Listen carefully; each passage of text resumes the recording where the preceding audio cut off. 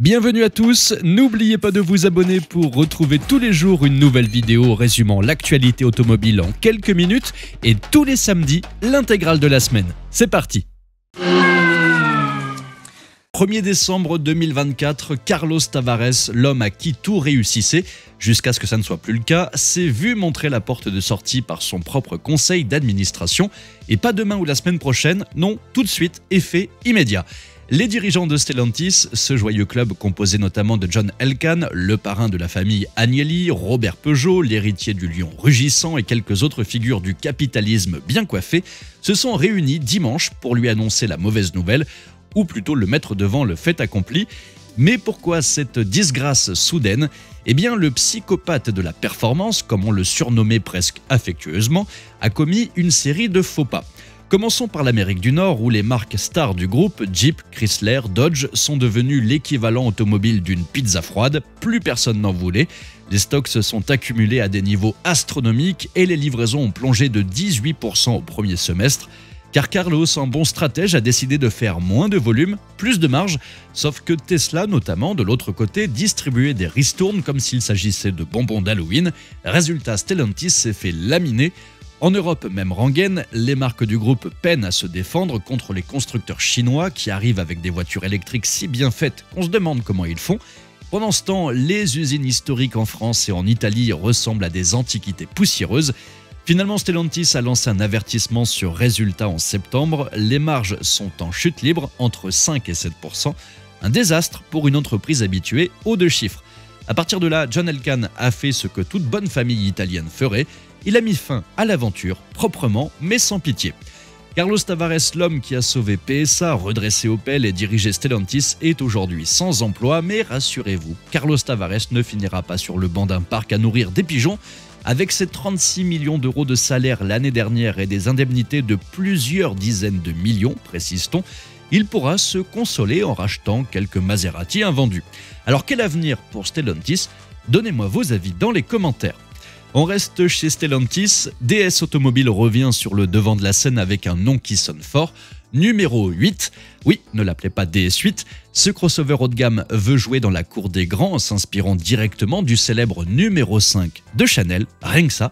Il y a quelques jours, DS dévoilait son futur modèle avec encore un camouflage, cette fois-ci c'est l'intérieur que nous découvrons officiellement.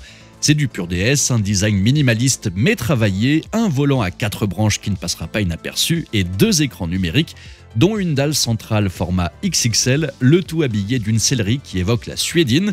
Côté motorisation, le numéro 8 mise sur l'électrique, avec sans aucun doute quelques variantes hybrides pour jouer la sécurité. Après l'échec de la DS9, ce modèle incarne un enjeu crucial pour la marque française, car si ce numéro 8 ne séduit pas, DS pourrait bien devenir l'ancien numéro du groupe Stellantis. En tout cas, rendez-vous dans quelques jours pour découvrir complètement ce nouveau modèle. Et dites-moi dans les commentaires comment vous trouvez l'habitacle de ce numéro 8. Jaguar, autrefois synonyme de raffinement britannique, s'est retrouvé sur la pente savonneuse des marchés internationaux à vendre moins qu'un marchand de parapluies dans le désert. Leur solution, choquée, inutile de revenir sur le bad buzz de ces dernières semaines, voici la Jaguar Type 00, un concept car qui ne laisse personne indifférent. Prenez un moment pour contempler la bête, 5 mètres de long, 2 mètres de large et 1,30 m de haut. C'est une sorte de croisement improbable entre une limousine de luxe et la Batmobile, le tout dessiné par Tex Avery. Un capot qui semble pouvoir accueillir un Airbus, des jantes de 23 pouces tellement grandes qu'on pourrait organiser une soirée disco à l'intérieur et un pavillon qui prône clairement qu'il n'y a pas besoin de lunettes arrière. À l'avant, Jaguar a décidé de s'affranchir des concepts comme la subtilité ou le bon goût. En revanche, on ne risque pas de l'oublier. À l'arrière, même topo, les feux sont cachés dans des lames horizontales qui donnent au tout une allure de coffre-fort sur roue ou de pompe à chaleur, c'est selon. Le profil, pour les plus observateurs, reprend dans les grandes lignes les mêmes proportions que la Type E, la sensualité éternelle en moins. Et quand vous ouvrez ces portes en élytre, vous découvrez un habitacle intrigant, des textiles, du laiton et même du travertin, car après tout, pourquoi pas ? Alors pourquoi toute cette débauche de style et d'audace ? Eh bien parce que Jaguar n'a plus le choix, ils ont arrêté tous leurs modèles actuels et mis toutes leurs billes sur cette Type 00 et sa plateforme électrique JEA. La seule information technique donnée par le constructeur est son autonomie annoncée de 770 km. Jaguar joue là un qui tout double qui ferait trembler Patrick Bruel au poker.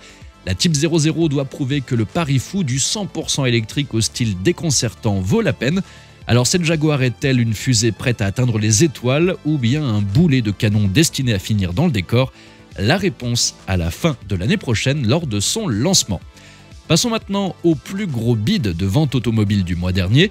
Novembre 2024 a été impitoyable en France et pour certaines voitures, ce mois a été une vraie malédiction. Prenons la Fiat 500X par exemple.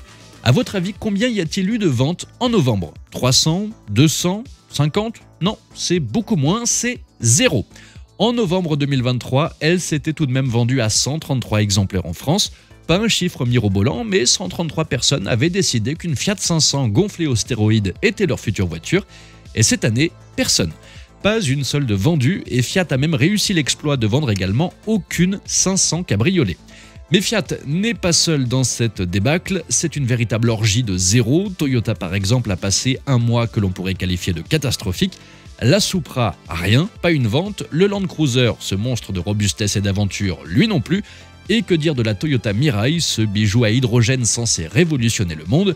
Eh bien il semble que le monde n'était pas au courant, aucune des trois n'a trouvé preneur. Et ce n'est pas tout, Maserati n'a également vendu aucun Levante, tout comme Kia avec la Soul. Et ce qu'il y a de fascinant, c'est que ces modèles ne sont pas des inconnus. On ne parle pas de prototypes bizarres vendus uniquement sur des marchés exotiques. Ce sont des noms connus, des légendes même pour certains. Et pourtant, en novembre 2024, elles ont réussi l'exploit de ne séduire personne. Alpine s'apprête à devenir 100% électrique en 2026. La mythique A110, celle qui a ressuscité la marque avec panache en 2017, va donc dire adieu au pétrole, définitivement, et certains puristes pleurent déjà dans leur garage. Mais Luca de Meo, le patron d'Alpine, a récemment pris la parole pour apaiser les foules, parce qu'on le sait, les fans de l'A110 ont une peur bleue, que leur berlinette adorée devienne un paquebot électrique incapable de retrouver son agilité légendaire. Mais De Meo promet que la prochaine A110 sera plus légère qu'une thermique comparable. Pour atteindre cet exploit, Alpine va développer une plateforme dédiée, une toute nouvelle structure rien que pour elle. Et là, Luca de Meo lâche que c'est une décision complètement stupide. Dépenser des millions pour une seule voiture dans un monde où les constructeurs serrent les vis budgétaires plus fort qu'un étau, ça semble effectivement irrationnel. Mais il fallait ça, dit-il, pour préserver ce qui fait l'ADN de l'A110, la légèreté et le plaisir de conduite. On a déjà eu un avant-goût avec le concept Eternité en 2022 qui pesait moins de 1,4 tonne. Alpine vise 1320 kg pour la version finale, soit 200 kg de plus que l'A110 thermique. Et niveau design, pas de révolution, Alpine veut faire de l'A110 sa Porsche 911, autrement dit des évolutions subtiles plutôt qu'un bouleversement total, une silhouette compacte et des dimensions raisonnables. Alors rendez-vous en 2026, la thermique tirera sa révérence à ce moment-là pour laisser entièrement sa place à l'A110 électrique. Partons maintenant chez Peugeot, cela fait 7 ans que la marque du Lion tente de jouer dans la cour des grands baroudeurs avec des modèles qui n'ont jamais mis une roue sur le sol français. Pourquoi? Parce qu'ils ne respectent pas nos normes européennes. Tout a commencé en 2017 avec un modèle appelé Pick-up, oui, un nom aussi inventif qu'appeler votre chien chien. Ce premier essai était basé sur un modèle chinois de Dongfeng, lui-même dérivé de l'antique Nissan NP300, puis est arrivé le Landtrek en 2020 qui repose sur le Kaizen F70. Mais voilà que le Lion décide de rafraîchir son Landtrek. Nouveau look, même recette. La calandre par exemple arbore désormais le fameux sourire Peugeot. À l'intérieur, un écran tactile de 10 pouces, une interface améliorée compatible avec Apple CarPlay et Android Auto et un combiné numérique de 7 pouces. Sous le capot, vous avez le choix entre un moteur diesel multijet 2 litres de turbo d'origine Fiat qui produit 200 chevaux et 450 Nm de couple ou un autre diesel de 1,9 litre et 150 chevaux. Pour les amateurs d'essence, il y a aussi un 2,4 litres de 210 chevaux. Bref, le Landtrek est prêt à conquérir des marchés où l'on préfère les pistes poussiéreuses au rond-point fleuri. Il sera donc disponible uniquement en Afrique, en Amérique du Sud et au Moyen-Orient. Et c'est bien dommage quand on connaît le succès de ses concurrents en Europe. Cela dit, ce Landtrek serait le cadeau d'adieu idéal pour Carlos afin de remplacer son Nissan Navara. L'autonomie des véhicules électriques est un vrai défi et le cœur de ce problème c'est le poids. Vous ne pouvez pas simplement balancer une batterie de la taille d'une piscine olympique sous la voiture. Entre le poids et les matières premières, tout ceci est un non-sens. Les ingénieurs doivent donc jongler avec le poids, la performance et les ressources disponibles. Et pendant qu'on attend que Toyota nous livre ses fameuses batteries solides, prévues si tout va bien pour 2027, Mercedes a décidé d'innover autrement. Alors que d'autres marques s'amusent à coller des panneaux solaires sur les toits, Mercedes s'est dit « et si on peignait carrément la voiture en photovoltaïque ?»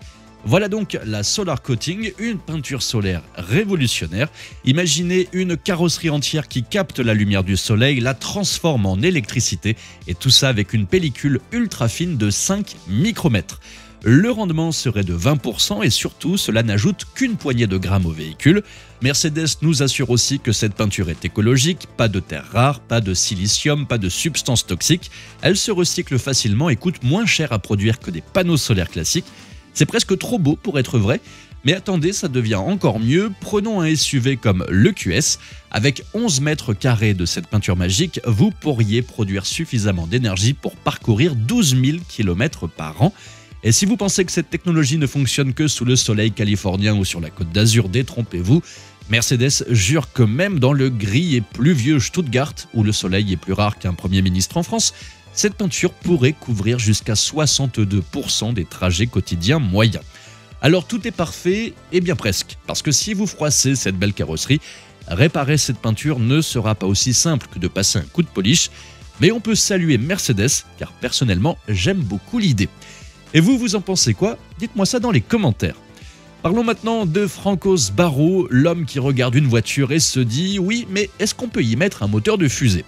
Ce génie un peu fou nous a offert des créations aussi improbables qu'inoubliables et parmi elles, la Sbarro Super 8 dévoilée en 1984 au Salon de Genève est sans doute l'une des plus absurdes mais aussi des plus fascinantes. Actuellement, cette petite merveille est en vente aux enchères et au moment où j'enregistre, elle a atteint 110 000 $. Alors qu'est-ce que c'est que cet engin? Eh bien pour faire simple, vous prenez une espèce de mini de 3,15 mètres de long et vous oubliez la banquette arrière. Parce que pourquoi transporter des gens quand vous pouvez transporter un V8 Ferrari 2,9 litres délivrant 240 chevaux? Oui, cette petite boîte de sardines est propulsée par un moteur Ferrari relié à une boîte manuelle à 5 rapports, le tout sur une base technique de Ferrari, raccourcie et modifiée. À l'intérieur, c'est un mélange délicieux de luxe et de kitsch, du cuir partout, de la ronce de noyer et une installation hi-fi haut de gamme, enfin haut de gamme pour les années 80. Alors êtes-vous prêt à dépenser une fortune pour une voiture unique, un peu folle mais tellement géniale? Bien moi je dirais faites-le, parce qu'après tout la vie est trop courte pour conduire des Nissan. Et avant de terminer, si vous êtes à la recherche de la meilleure assurance auto en 2025, je vous invite à utiliser notre comparateur, c'est entièrement gratuit et évidemment ça ne vous engage en rien. Vous pourrez simplement comparer en 2 minutes toutes les offres disponibles avec les meilleures garanties et au meilleur prix. Vous trouverez le lien de notre comparateur dans la description ou dans le premier commentaire épinglé. Merci à tous d'avoir suivi cette nouvelle vidéo. N'hésitez pas à vous abonner, à activer la cloche des notifications pour être sûr de ne rien louper, liker, partager et vous pouvez également venir nous rejoindre sur notre compte TikTok. Ciao!